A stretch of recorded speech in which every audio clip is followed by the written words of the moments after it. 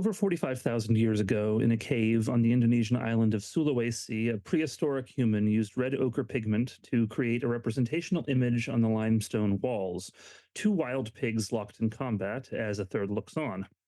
Cave paintings like these are found worldwide, indicating things about our most ancient ancestors, from the great skill they clearly possessed in producing such works to the suggestion that the works are the product of rich spiritual lives and a deep appreciation for beauty. The concept of art is hard to pin down. There is no universal definition. The interpretation of art varies across time and geography, and Western artistic ideals are not instructive outside of Western cultural contexts. Creativity, therefore, is perhaps a more useful word. While also a post Enlightenment concept, we may find it a more flexible or at least less divisive framework when discussing humanity and AI. As scholar Michael Mumford defines it, creativity is, quote, the production of novel, useful products. Psychologist Robert J. Sternberg added that creative work should be, quote, original and worthwhile. So, what does this mean for our ancient cave painters? Is their work creative? True, some of it could have been simply utilitarian, designed to communicate information about the dangerous animals that lurked outside the safety of the cave walls. However, paintings like those found in the Lascaux cave of France, which date to the Paleolithic era and include depictions of abstract geometrical figures and fantastical creatures, are harder to dismiss as anything other than creativity in the modern sense. Works that require more than skill alone and are an attempt to express a novel inner spiritual perspective in a worthwhile way. After all, if the residents of the Lascaux caves did not feel their creations were worthwhile, why would they have put such an extraordinary amount of work into them, likely even going so far as to construct scaffolds to better decorate the ceiling? This brings us to an idea that has been relentlessly parroted by supporters of today's so called AI art, that by reducing traditional barriers to artistic output, AI technology has, quote, democratized creativity. Because users of such programs as Midjourney can generate thousands of images at the push of a button, the argument goes, AI has made creativity more accessible, more inclusive, and more efficient.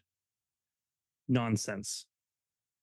As a struggling artist myself, I do understand the temptation to simply push a button, curate the output, and lay claim to the final product as a creative act. Nevertheless, the idea that AI democratizes creativity is nothing but an insidious and insulting smokescreen obscuring a deeply harmful toxin that stands ready to erode positive technological potential, devalue art itself, and eviscerate vulnerable communities worldwide. Let's get real.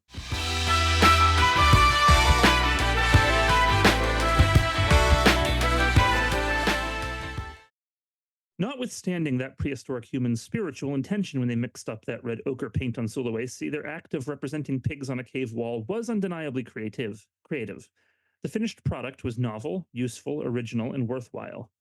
Over 45,000 years later, we're still looking to these works for insight into the society, beliefs, and daily lives of this OG creator's people. In the millennia since then, there has been no shortage of humans following this cave painter's example. Names like Sappho, Da Vinci, Michelangelo, Khayyam, Shakespeare, Bach, Beethoven, Van Gogh, Joyce, Kafka, Dickinson, Thomas, Pollock, Dali, Gentileschi, Basquiat, Angelou, Kalu, Warhol, Banksy, Core, and so many more, it would be impossible to even begin to survey them all. Through migration, war, famine, revolution, plague, slavery, genocide, monarchy, and modernity, the human race has never run short of creativity. It never will. It's a significant part of what makes us human. In fact, creativity has been the core of our progression as a species. We are endlessly, exuberantly, unstoppably creative. We've never had a problem finding the inspiration to create. We have, on the other hand, had problems finding the means and methods to do so. This is what AI purports to address. As professor of business, Sheena Iyengar wrote in a deeply misguided 2023 article for Time, AI reduces, quote, the cost in time, money, and effort of generating new ideas, end quote, by enabling us to, quote, identify useful combinations, end quote, through the power of, quote, choice generation, end quote.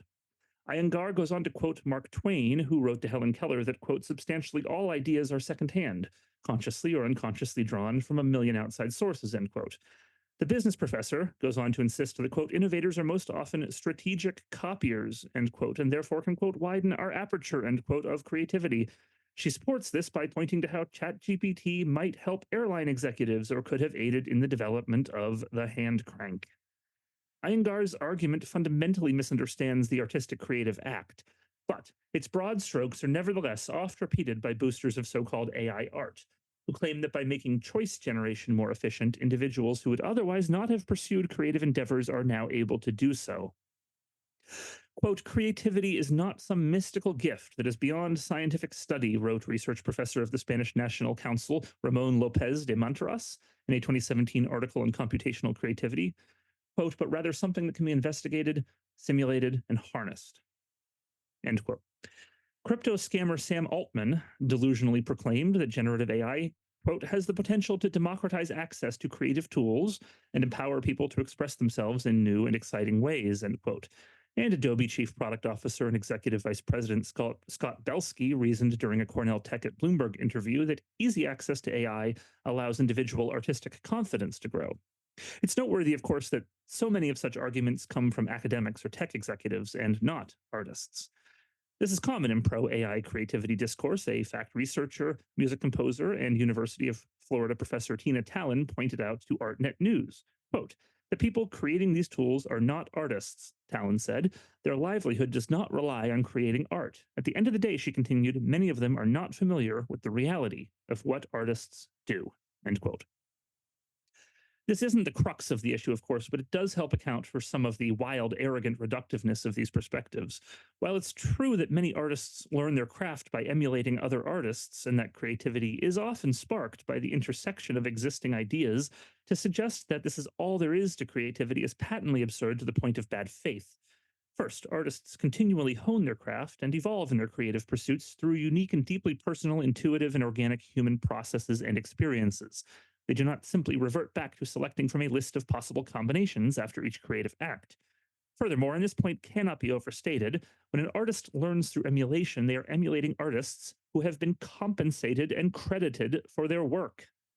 What's more, they are often participating in an artistic ecosystem in which more experienced artists intentionally mentor younger generations, whose work often then grows in reaction to this mentorship or emulation, not, as Iyengar might argue, through strategic copying.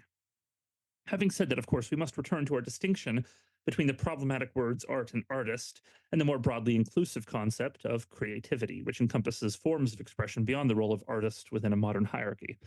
When we so broaden our lens, a simple fact emerges: there are no barriers to creativity.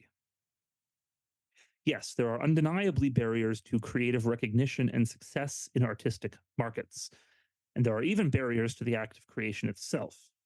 Financial constraints, lack of time, energy, or resources, institutional barriers, lack of opportunities or supportive ecosystems, geographic barriers, prejudice and inequality, disability, and more can all limit an individual's ability to be maximally creative, have their creative work fully appreciated, or make a good living through their creative work.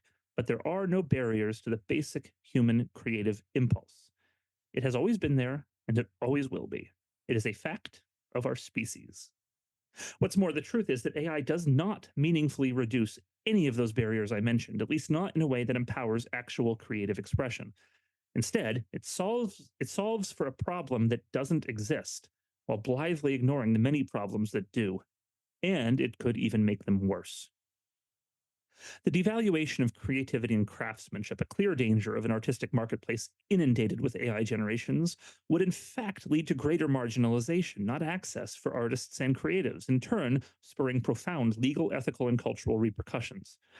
One key concern is that of copyright. Currently, copyright law does not protect works created solely by AI. However, during last year's historic Hollywood strikes, the Alliance of Motion Picture and Television Producers sought to exploit a loophole, having a human simply revise artificially generated material to create a situation in which AI-assisted scripts are actually copyrightable. This process, in turn, could disqualify a writer from certain intellectual property rights and justify a lower pay rate. Now, fortunately, in this case, striking writers held out for an agreement that provided protections against this eventuality. Under the deal settled upon to end the strike, producing companies cannot require writers to use AI, cannot consider AI a writer in any sense that could detract from a human writer's credit or compensation, cannot consider AI generations as source material, which could undermine a writer's credit or separated rights, and must disclose if materials they provide to writers have been generated by AI. That's great news so far as it goes, but the position the Producers Association initially took nevertheless serves as a deeply troubling bellwether of how those in control of the artistic purse strings view this technology: as an opportunity to reduce or remove from the creation of entertainment those pesky, costly human elements. In this example, had the AMPTP gotten their way, many artists would have been sidelined, not empowered. And one victory for collective bargaining doesn't eliminate this danger. Anyone funding any creative endeavor could see the same opportunity as the AMPTP. And most artists don't have the protection of a powerful labor union like the Writers Guild. Even Hollywood screenwriters shouldn't get too comfortable. After all, this new agreement expires in 2026. What then? Hollywood offers another pointed example: the scanning of background actors to create digital likenesses, which has already taken place on some film sets and sparked the Actors Union SAG-AFTRA to join the WGA on the picket lines last year. This aspect of the dispute makes another threat clear. Background acting would quickly become obsolete, displacing thousands of actors who depend on such jobs not only for their livelihoods but also for opportunities to gain experience and connections on film sets. Once again, the contours of this specific dispute can be extrapolated to other creative fields as well, demonstrating again that AI only marginalizes creatives. It gets worse. As even tech companies themselves can't avoid acknowledging, machine learning algorithms perpetuate racial, gender, and other biases. Racist, sexist, and otherwise offensive generations can theoretically be contained somewhat by the kinds of guardrails some leading AI companies have agreed to implement. But even as recently as January of 2024, about a month prior to this writing, a study published in the Lancet Digital Health found that ChatGPT 4 consistently stereotypes races, ethnicities, and genders in clinical applications. The simple fact is that when you train an algorithm on content that contains biases, the content it's able to generate will always reflect those biases in some way. This is also true on an even more fundamental level of cultural perspective, which is especially relevant to art. As Broad City's Alana Glazer put it during last year's strikes, right when stories being told by Black writers, trans writers, women writers, Latina writers, queer writers are starting to emerge, suddenly the technology to just create stories on their own is also coming out at an exorbitant speeds. And all that technology is going to mine from the past. So we're supposed to go backwards? AI tools are built on data, and data comes from society. Just as AI can't avoid reflecting those societal biases, it also cannot help but uphold existing artistic hegemony and power structures. Remember, all AI can do is imitate its training data. That means diverse stories, cultural influences, and perspectives that have historically not been reflected in a broad range of art will also, by the very nature of the technology, not be reflected in AI generations. It also means stifling true creative innovation. Had the visionary French post-impressionist Georges Seurat relied on AI, he could never have revolutionized modern art through chromoluminarism and pointillism. After all, these techniques didn't exist before he conceived of them, so they wouldn't have been in the training data. But even Seurat had to contend with artistic hegemony. His first major work, Bathers at Asnières, received mixed reviews from contemporary critics and was displayed unceremoniously in a beer hall during the first exhibition at the Groupe des Artistes Indépendants, despite Seurat being a founding member of the group. Now, imagine a version of the 1884 Parisian art world flooded by AI-generated paintings in the style of the most popular Impressionist artists of the day. Seurat's innovations would be lost in a sea of faux Monets, fake Manets, and parody Pissarros. The post-impressionists wouldn't stand a chance, and there would certainly be no room at the Salon for work by, say, a West African artist, even if the late 19th century was a friendlier place for people of color. We don't have to imagine what such a scenario would look like today because we're living it. We are today on the precipice of a market overwhelmed by AI content optimized for popularity, virality, and financial incentives, reinforcing hegemonic formulas and biases at the expense of novel, innovative ideas, thereby restricting the diversity of creativity. Bottom line, relying on AI for creative tasks stifles human ingenuity, undermines the development of skills and expertise, and discourages individuals from pushing the boundaries of their own creativity by exploring new, unconventional approaches. The anonymous NFT curator Claire Silver's Twitter bio contains the phrase, quote, "taste is the new skill," end quote, a claim she also makes frequently in interviews. As Silver chillingly explains, quote, "your taste is your fingerprint. It's your artist's signature," end quote. According to Silver, curating AI outputs is equivalent to creativity, simply because she may prefer a different output than you or I. For Silver, this is enough to call herself an artist. But the phrase "taste is the new skill" is telling.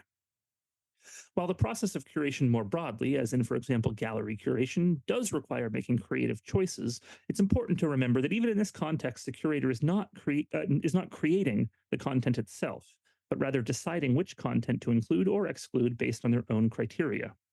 Furthermore, the act of curation in the context of AI art is fundamentally different from the curatorial process in traditional art forms. For one thing, in a gallery or museum setting, curators are typically working with art that has been created by human artists who receive credit and compensation for their work. The curator's role is to contextualize and interpret these works, not to create them from scratch. With generative AI, the curator is selecting from countless variations on a theme or style, generated by an algorithm with such ease and speed that the curatorial process becomes meaningless and arbitrary, less about considering and selecting impactful or significant works, and more about simply sifting through a deluge of content to find something that catches the eye. Folks like Claire Silver may lean on their personal taste in selecting AI outputs, but no skill is needed in the curation of the content, and in no way can it be termed art in any meaningful sense. An AI driven artistic future legitimized by this kind of nonsensical obfuscation could also have significant implications for audiences. AI creations, again by their very nature, are derivative and formulaic, meaning as AI becomes more prevalent in content creation, we risk ending up in a race to the bottom of homogenized, low quality products with only a thin veneer of human input, devoid of the kind of depth, nuance, and emotional resonance only human artists can bring to their work. Without that personal touch and authenticity, audiences are likely to find themselves alienated and disconnected from AI generated content, leading to a decline in engagement with and appreciation for creative works, once again devaluing creativity and craftsmanship, and once again marginalizing artists. If the pro AI perspective on creativity can be summarized as anyone should be able to be creative, then the obvious response is anyone can. And if the pro AI perspective is instead summarized as AI makes things easier for artists, the obvious response is then no, it doesn't. And in fact, it makes things worse. The creative process isn't easy, nor should it be. That it often involves time and skill is part of what gives it value, including to the creator. And the process itself is what develops and shapes the final product. Now, that distinction between the final product and the process used to create it is important. Some proponents of AI generated art argue that AI is just a tool, like any other technology used in the creative process. It doesn't replace human creativity, but augments it. After all, from the printing press to photography, motion picture technology to digital media, electronic music recording to virtual and augmented reality, and more, technological innovations have impacted art and creativity throughout history. What's more, many of those technologies were also met with skepticism, resistance, and concerns about their impact on traditional art forms and the livelihood of artists. So, what's different now? Why is AI any different from other technological advancements that have shaped and expanded the boundaries of artistic expression? Or indeed, any other computer program today that performs tasks that previously required human intelligence, like a spell checker or an app like Grammarly, which forces you to confront the fact that you have no idea how to use commas. In an article for the Journal of Creativity, Zorana Ivchevich and Mike Grandinetti explore how AI can be used as a tool for, quote, co creation with humans, comparing with previous technologies of the past, such as those I've listed, and citing studies that have shown AI can generate more original responses to divergent thinking tasks, or tasks that ask participants to generate multiple unique ideas in response to a specific stimuli, than humans can on average. It's a popular argument for AI proponents. ChatGPT is like the printing press, and anyone who doesn't agree is just a frightened Luddite. Here's the problem. AI isn't a printing press, a camera, a microphone, or even a spell checker, because none of those are learning tools built on vast troves of data being unethically co opted without consent or compensation. Even Grammarly, which does use AI in the background and does make sophisticated suggestions about how to rewrite or restructure a given sentence, for example, is not using AI to generate new text. Just as Reddit user a Brisbane guy put it, helping the writer, quote, make better decisions about their own writing, end quote. Moreover, that divergent thinking study that Ivchevich and Grandinetti cited, which found that AI could generate more original responses than humans on average, also found that ideas generated with AI tend to be more similar to each other. Once again, this defensive AI places a value on quantity over quality, an especially dangerous paradigm in a capitalist society already conditioned to voraciously consume empty calorie content all day long. While previous technologies did undeniably disrupt and transform artistic practices, they ultimately expanded the possibilities for human creativity rather than replacing it altogether. The printing press made it possible to distribute written works to a wider audience, but did not automate the process of writing itself. Additionally, these previous technologies did not rely on the wholesale appropriation of artists' work, nor did they pose the same risks of entrenching social and economic inequalities. AI represents a qualitative shift in the relationship between technology and creativity, one that demands a more critical and urgent response than previous innovations. Resistance to AI in the art world is not just a knee jerk reaction to change or a nostalgic attachment to traditional forms, but a principled stance rooted in a commitment to human agency, fair labor practices, and equitable access to the means of cultural production. While tools like Grammarly or AI driven background noise reduction and so on do demonstrate that there can be some role for AI algorithms as assistive tools, the current discourse around AI art goes far beyond that. So it bears repeating again and again and again that the serious ethical concerns around attribution, consent, and compensation that apply to AI also do not apply to other creative technologies like the printing press. That said, the idea that AI could be considered just a tool in the artist's toolkit facilitates another pro AI argument, which is particularly noxious because refuting it can, on the surface, seem a bit unpalatable. That's the argument that AI can make creative expression more accessible to people with disabilities. This argument, articulated often by folks like Claire Silver, claims that by reducing the physical and technical barriers to artistic production, AI levels the playing field and enables more diverse voices to be heard. Again, on the surface, that feels true. And the goal of increasing access and inclusion for artists with disabilities is unquestionably important. However, the notion that AI is the solution is misguided at best and cynically exploitative at worst. It rests on two flawed assumptions: that AI generated content is equivalent to human creativity, and that the barriers artists with disabilities face are primarily technical in nature. In reality, the challenges that artists with disabilities confront are far more complex and systemic than simply lacking access to the right tools or techniques. They include discrimination, stigma, lack of representation, inadequate funding and support services, and a host of other structural barriers that AI alone cannot address. Moreover, the idea that AI can replace the need for artists with disabilities to create their own work is deeply problematic. It implies that the value of art lies solely in the final product rather than in the process of creation itself. For many artists, with or without disabilities, the act of making art is a vital form of self expression, communication, and empowerment. It's not something that can be outsourced to an algorithm, no matter how sophisticated. Artists with disabilities, like all artists, have unique perspectives and experiences that shape their creative vision. They may use their art to explore themes of identity, accessibility, and inclusion in ways that artists without disabilities cannot. By suggesting that AI can somehow substitute for this lived experience, we risk further marginalizing and erasing the voices of creators with disabilities. Of course, this is not to say that technology has no role to play in supporting artists with disabilities. Adaptive tools and assistive devices can be invaluable in helping these artists to fully express their creative potential. But these tools should not but these tools should be designed to empower artists, not to replace them. They should amplify the artist's vision, not supplant it with a machine generated simulacrum. Ultimately, the argument that AI is a solution for disabled access to the arts is a manifestation of a broader techno solutionist mindset that seeks to apply a technological fix to every social problem. It is a way of avoiding the difficult, messy work of dismantling systemic barriers that exclude and marginalize people with disabilities in the first place. As I'll discuss later in this piece, there are ways to actually democratize creativity by providing resources, support, and opportunities. For now, the bottom line is this: yes, anyone should be able to overcome barriers to creative practice. No, AI does nothing to accomplish this. Redditor Nostalgic Gunman makes a useful comparison. Nobody claims that steroids democratize sports. Of course, art is subjective, and not all artists aim to be the best in the zero sum sense of a baseball game. Nevertheless, there remains a widely recognized distinction between works that demonstrate skill, originality, and vision versus those that are derivative or lack a human touch. AI outputs, even if personally meaningful to the person entering the prompt, fall into the latter category. And in the limited sense that sports are based around skill, the comparison still stands. AI does not actually lower barriers, just as steroids don't actually enhance athletic skill. It's just an illusion, a hallucination, if you will. Let's consider some hypotheticals. Person A and person B would both like to paint a picture. Person A would like to learn how to paint, but doesn't have the time, as they have to work two jobs to get by. Person B simply doesn't want to spend time learning to paint and would rather the final painting simply exist with minimal effort. Generative AI is perfect for person B, but can do nothing to help person A. Person C and person D would both like to write a song. Person C can't afford an instrument, and person D has a disability which makes it difficult for them to play. With the help of AI, person D could choose a genre, mood, tempo, and so forth, and end up with a piece of music generated by an algorithm based on the 20th century's top 100. But person C, they're on their own. Person E and person F would both like to write a poem. Person E lives in a region that lacks supportive creative ecosystems and is unable to move somewhere where their work may gain more recognition. Person F doesn't want to spend time thinking of rhymes for sunset, so they ask ChatGPT to write in the style of Robert Frost. Meanwhile, person E is out of luck. So much for reducing barriers. Proponents of AI might argue that person A, person C, and person E could use the technology to supercharge their creative output, thereby gaining more opportunities through some undefined means by which quantity is more valuable than quality.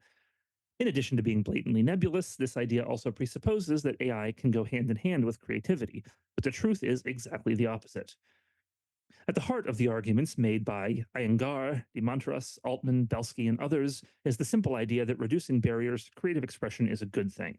And put that way, it seems hard to argue against. However, just as a snake oil salesman can only sell you their product up to the point you discover it doesn't work, these arguments fall apart the moment you reject the central premise that creativity needs to be democratized. It doesn't. Art does, and AI doesn't do that. All it does is turn on a fire hose, and what comes out is, in a fundamental sense, not creativity at all. I'll explain why. That generative AI is theft is abundantly clear.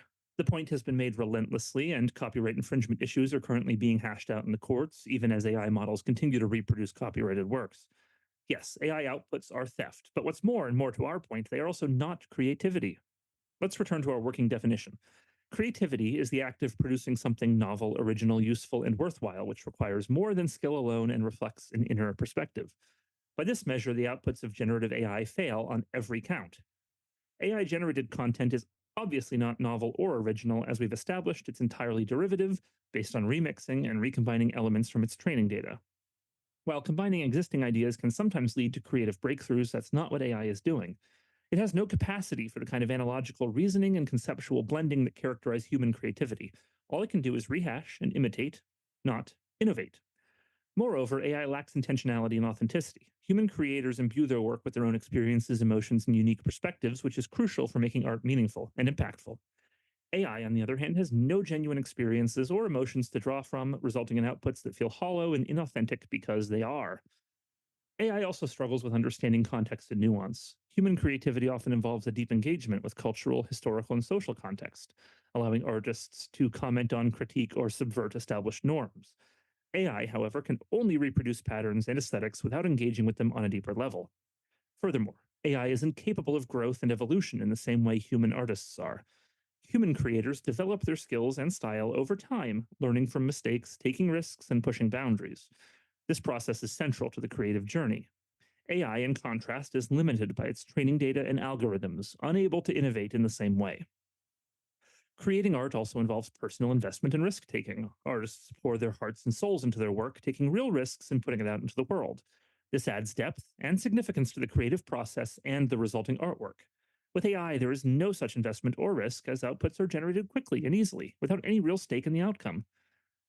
Throughout history, groundbreaking artistic movements and individual masterpieces have had the power to change the course of art history and even society as a whole. These transformative works often challenge prevailing assumptions, introduce radically new perspectives, or pioneer innovative techniques. It's difficult to imagine AI producing such paradigm shifting works as, again, it operates within the confines of its training data and predefined objectives. Nor are AI outputs useful or worthwhile in the way human art is. They may occasionally be aesthetically pleasing or superficially impressive, but they lack deeper meaning, emotional resonance, and the intentionality that flows from an individual's unique perspective.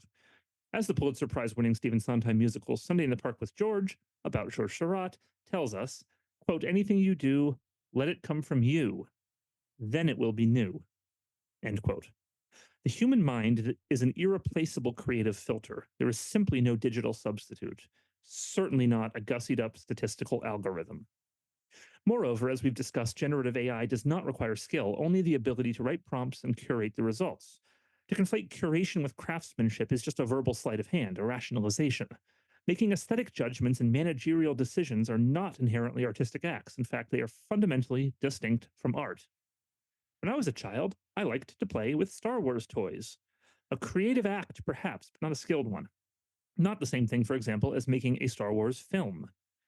Filmmaking requires a vast array of technical and artistic skills: writing, directing, cinematography, acting, editing, sound design, and so much more. Playing make believe does not. To say that the creation of AI prompts and the curation of outputs is equivalent to painting, composing, or any other skilled discipline is so patently absurd that it's honestly kind of hard to take seriously.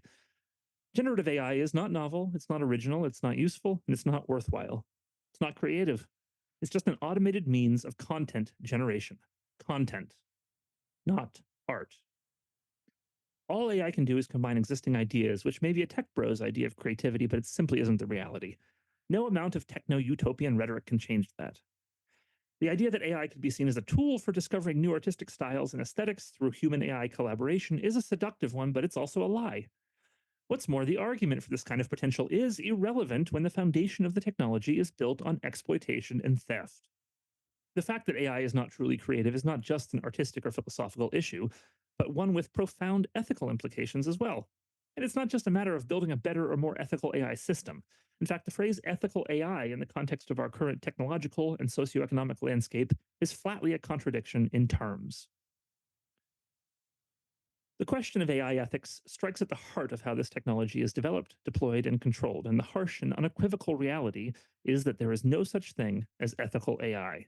What's more, barring drastic socioeconomic change, there can't be.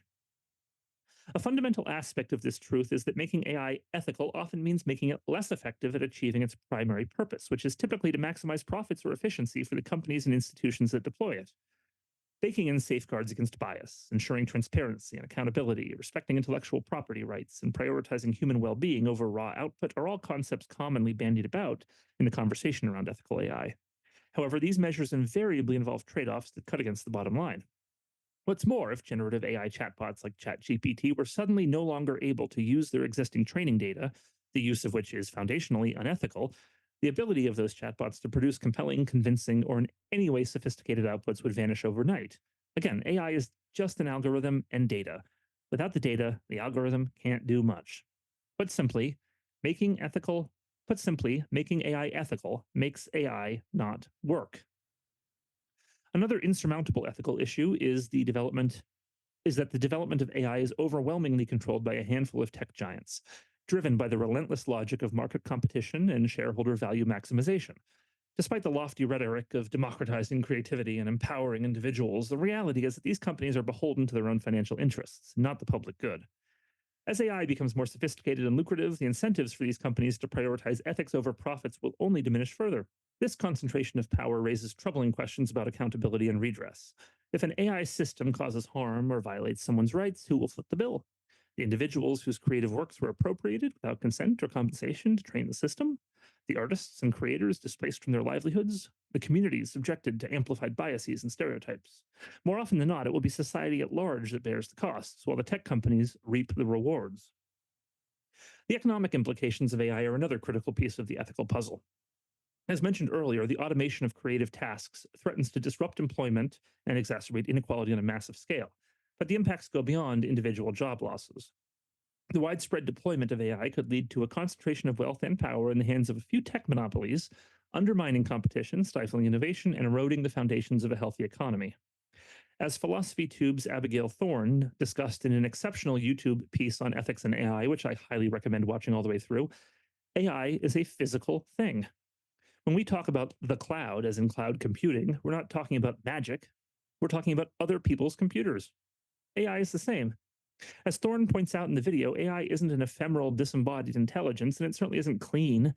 It's made of cables, rocks, crude oil, water, and minerals and resources, including lithium, which is mined from the ground and transported to refineries and facilities. That means there are also serious environmental costs to consider. Training and running AI models requires a vast amount of energy, contributing to climate change and resource depletion. The hardware needed to support these systems also generates significant electronic waste, often disposed of in developing countries with lax environmental regulations. In this context, talk of ethical AI rings pretty hollow. Can any technology be considered ethical if its very existence threatens the planet and the people who inhabit it? If literally destroying the planet where we all live isn't dire enough, there is also a more direct human cost to the countless workers who labor to label data, train systems, and perform other tasks essential for the development and maintenance of AI behind the scenes. These workers, often located in developing countries, face challenging and often exploitative working conditions, including low wages, long hours, and lack of job security. The work can be emotionally and psychologically taxing, as workers may be exposed to disturbing or graphic content in the process of labeling data. There are also concerns about the health effects of prolonged screen time and repetitive tasks. Now, AI companies would love to tell you that they're making AI more ethical because they managed to get their chatbot to stop being racist. But the problems are structural and systemic. They are rooted in the profit driven, growth obsessed, and deeply unequal nature of our current socioeconomic system. Under capitalism, the development and deployment of AI will always be shaped by the imperatives of the market, not the needs of humanity or the planet. As Abigail Thorne says in that Philosophy Tube video, which again I highly recommend, there is no ethical computation under capitalism. To suggest that the ethical problems of AI development, the environmental toll, the exploitative labor practices, the blatant theft of intellectual property, are somehow separate from the question of the technology's creative potential is a dangerous delusion. Art does not exist in a vacuum. The conditions of its production are inseparable from its meaning and its value. We rightly condemn the use of sweatshop labor in the fashion industry or the destruction of habitats for the production of certain art supplies. How then can we ignore the moral stink that permeates generative AI from its very inception? The question is not whether we can make AI ethical. We can't, but whether we can create a society in which the development and use of any technology can serve the common good rather than private profit. Only by confronting the systemic roots of inequality, exploitation, and ecological destruction can we hope to build a world in which any computational technology at all could ever be considered ethical. But let's get back to art and creativity because, as I've been arguing, there's a human cost there too. Throughout this piece, we've touched upon different ways in which one of the very groups AI purports to empower actually stands to suffer: real artists. We've already discussed a central reason this is so. At the most basic level, the proliferation of AI generated content threatens to devalue art itself. When anyone can churn out an endless stream of images, music, or text at the push of a button, the perceived value and uniqueness of human created works will inevitably diminish. There are some obvious counterarguments here. First, concerns about AI displacing artists are overblown, as there will always be a market for authentic human made works of art. I actually hope this is true, although I have my doubts. Nevertheless, while there may always be some demand for human art, the rise of AI could significantly depress prices and opportunities for real artists, especially those who are already marginalized or struggling to make a living. As someone who falls into that second category, I take this pretty personally. Additionally, as AI generated content becomes more pervasive, it will become increasingly difficult for audiences to distinguish between human and machine made art, further eroding the perceived value of human creativity. Secondly, one might claim that my arguments against AI art are just a form of elitism or gatekeeping, trying to preserve the status quo and exclude new forms of creative expression.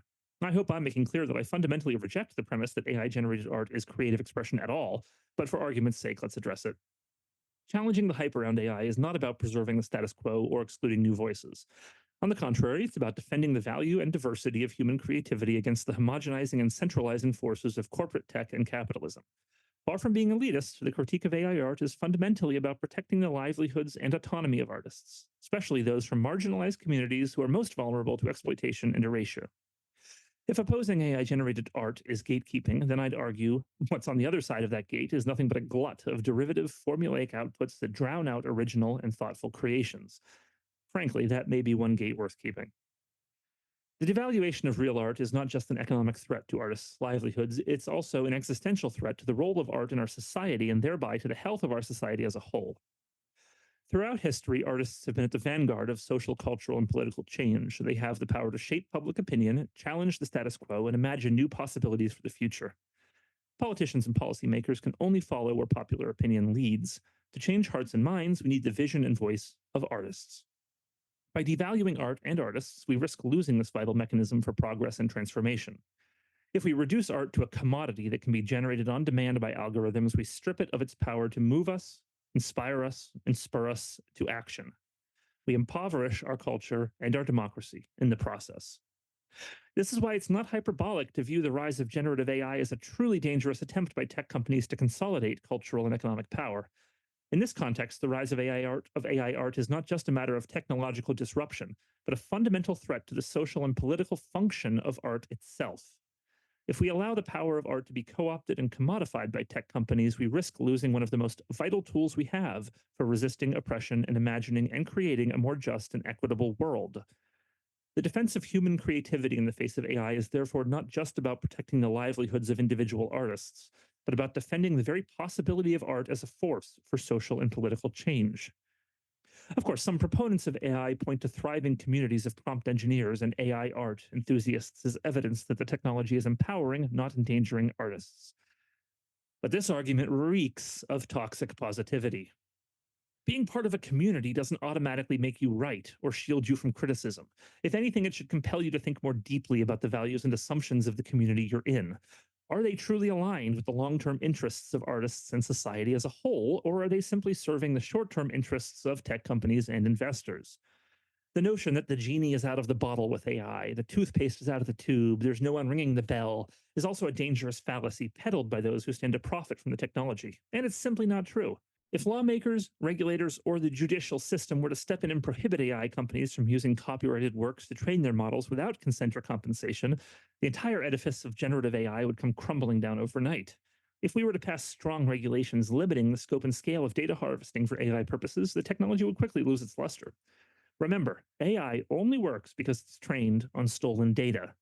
To say there's no point in attempting to address this original sin of AI is like saying there's no point in discussing the repatriation of stolen cultural artifacts from museums like the British Museum. Just as nations have every right to seek to reclaim art and artifacts looted over centuries by colonial powers, artists have a right to control the use of their creative works and to be fairly compensated for their labor. Tech companies want to convince you that there's no going back because it's in their financial interest to do so, but the genie of exploitative and extractive practices in the art world is not immutable. It can and must be challenged. Some argue the potential risks and downsides of AI are outweighed by the potential benefits. This, again, is an argument based on at best Pollyannish naivete and at worst cynically weaponized toxic positivity. The supposed benefits of AI art are, after all, largely speculative, unproven, and often invoked in bad faith. Meanwhile, the risks and harms are already apparent. Increased access and efficiency mean little if they come at the cost of human agency, dignity, and creative expression. True innovation in art comes from the unique perspectives and experiences of human creators, not from the recombination of existing styles and formulas by hollow, unintelligent algorithms. Any benefits of AI and creativity must be weighed against its very real and potentially irreversible costs. As artists and citizens, we have a responsibility to push back against the false inevitability of AI art and to demand a future in which technology serves the interests of creators, not corporations. The stakes could not be higher for art, for society, and for the human spirit. At the end of the day, AI is ultimately nothing but a sprawling and sophisticated chatbot that can do party tricks. The hype will pass. It already is, but that won't mean the danger has passed. In fact, it's likely that for the tech companies, the hype cycle itself, not the technology, was the point. Hype, which was carefully cultivated to create a sense of inevitability around AI, as if it's a foregone conclusion, something so big that accountability is impossible. This is a hallucination, a narrative that serves as a smokescreen to obscure the reality of what amounts to a brazen daylight heist of intellectual property on an unprecedented scale. By scraping vast troves of data from the internet, including countless copyrighted works, to train their AI models, these companies have effectively appropriated the creative labor of millions of individuals without consent or compensation. The illusion of inevitability surrounding AI is a key part of this strategy. By presenting the rise of AI as an unstoppable juggernaut, tech companies aim to discourage resistance and critique, and to condition the public to accept the wholesale commodification of human creativity as the natural order of things. The breathless hype around AI, with its grandiose promises, serves to distract from the underlying dynamics of extraction and enclosure that drive the technology's development. By framing AI as the future, tech companies seek to create a self fulfilling prophecy, where the perception of inevitability becomes a reality through sheer force of repetition and marketing. This manufactured consensus allows them to operate with impunity, secure in the knowledge that any challenges to their business model will be dismissed as Luddite obstruction of progress or fear. Meanwhile, behind the veil of hype, these companies are quietly vacuuming up the collective creativity of the internet. The end result is a massive transfer of power and wealth from individual creators to tech giants who are able to monetize and control the fruits of human creativity without any accountability or transparency. This is not a story of technological progress, but of enclosure, dispossession, and the erosion of creative autonomy, which will leave behind it a society that is more polarized, more commercialized, and more devoid of genuine human connection and expression. Meanwhile, the existing problems that artists face, lack of funding, precarious employment, inadequate healthcare, and systemic barriers to entry and success, will remain unaddressed. If we truly want to democratize creativity, we need to tackle these underlying issues head on, not just throw more technology at the problem and hope for the best. So, what should we do instead? First and foremost, we need to address the market forces that make it so difficult for artists to thrive in our society. This means providing more public funding for the arts so that creators can pursue their passions without having to rely on the whims of the market or the patronage of wealthy elites. It means establishing a universal basic income and a shorter work week so that people have the time and financial security to explore their creative interests. It means guaranteeing universal health care so that artists don't have to choose between their health and their art. We also need to pay artists better for their work.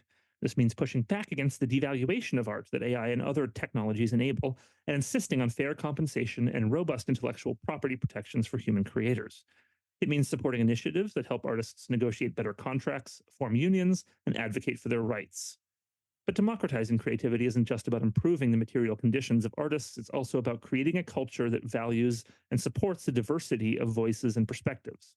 This means investing in mental health care and suicide prevention to help artists and others struggling with depression, anxiety, and other mental health challenges. It means actively working to dismantle the barriers that exclude or marginalize artists from underrepresented communities. It means challenging the existing artistic hegemony and making space for new and innovative forms of expression.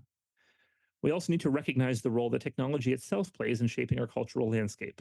Instead of blindly embracing every new tool or platform that comes along, we need to critically examine the ways in which these technologies can exacerbate existing inequalities, undermine human agency and creativity, and erode the fabric of our communities. This may mean pushing for stronger regulations on tech companies to limit their power and hold them accountable for the harms they cause. It may mean being more discerning in our own use of technology and prioritizing human connection and creativity over convenience and instant gratification. At the same time, we should embrace the aspects of technology that genuinely do democratize access to knowledge, skills, and creative tools. Platforms like YouTube and online learning communities have made it easier than ever for people to learn new techniques, share their work, and connect with other creators. By supporting and expanding these resources while also pushing back against the more exploitative and extractive aspects of the tech industry, we can create a more equitable and empowering environment for artists and creators of all kinds. Ultimately, we don't need AI to make art more accessible or inclusive. We need a culture and an economy that respects artists as workers, that values the inherent worth and dignity of all people, and that recognizes the vital role that art plays in our individual and collective well being. To get there, we need to be politically engaged and to advocate for policies and leaders that share these values. We need to be critical consumers of technology and to resist the siren song of techno utopianism that promises easy solutions to complex problems. And we need to support and celebrate human artists and their work, not just with our words, but with our wallets and our actions. The rise of generative AI may seem unstoppable, but in reality, it's just a passing fad, a shiny distraction from the hard work of building a more just and equitable society. In the end, people will always be drawn to the weird, messy, utterly human magic of true creativity. For example, Star Wars. AI enthusiasts might write an algorithm that goes something like Dune plus Joseph Campbell plus Flash Gordon plus Kurosawa equals Star Wars. Then the unprecedented success of the Star Wars franchise led many in Hollywood to do just that, attempt to turn elements of Star Wars into reproducible formulas. From Save the Cat to AI, the folly is in thinking you can quantify that alchemy. Only George Lucas's weird brain, idiosyncratic obsessions, specific influences, and the practical realities of the production and era could have produced Star Wars. And only a human, not an algorithm or formula, will come up with the next generation defining cultural phenomenon. Newsflash: the weird human shit is the only thing audiences really want to see. That's why a 45,000-year-old painting of wild pigs on a cave wall on an Indonesian island is more enduring, more powerful, more useful, more worthwhile, and more captivating than anything AI has, can, or ever will produce. It's human. The future of art belongs to us, the weird, the visionary, the stubbornly human. AI is just a sideshow. It may dazzle us for a moment, but it will never touch our souls the way that authentic human expression can. To think otherwise? Now that's what I call a hallucination. Thanks for listening.